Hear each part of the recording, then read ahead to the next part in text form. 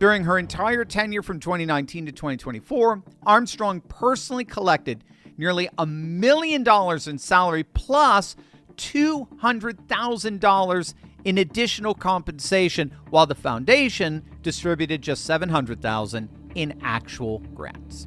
And by the way, one of the major donors to her foundation was none other, of course, than the Black Lives Matter Global Network Foundation. Talk about scam on top of scam. So as you can see, this repulsive woman is part of what's increasingly being called the grievance industrial complex. And this has been written about extensively. As it turns out, grievance politics is all about enriching the activists. The activists, under the guise, the veneer of standing up for the supposed rights of the oppressed, end up only enriching themselves. And they end up helping no one but themselves. I mean, we've seen this most explicitly with the Southern Poverty Law Center, the SPLC, which has perhaps more than any other organization turned grievance politics into a multi-million-dollar industry. And we're seeing it here in Minneapolis. And apparently the champagne socialist, Nikema Levy Armstrong, and her limousine liberal ilk needed more checks written to them, so they staged this publicity stunt at the church, which of course is even now backfiring hard. Again, the key here is that this has nothing to do, ultimately, with illegal migrants or justice for Renee or anything remotely like that.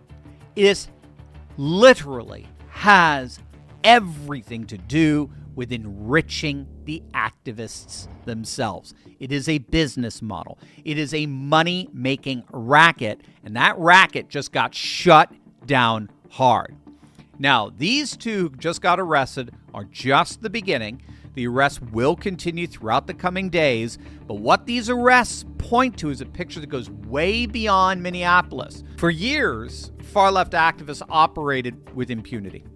They shut down highways, they occupied buildings, they disrupted public meetings, and yes, they attacked churches, all while prosecutors in progressive cities looked the other way.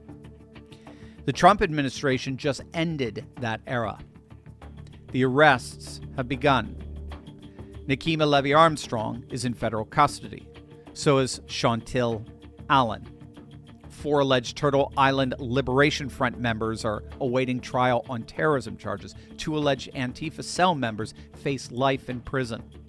And Minnesota's top Democrat officials, including a former vice presidential candidate, are all under federal investigation for obstruction. This is what law and order looks like. This is what happens when a federal government finally decides to enforce the law equally, not just against conservatives on January 6th, but against left-wing extremists who think churches are fair game.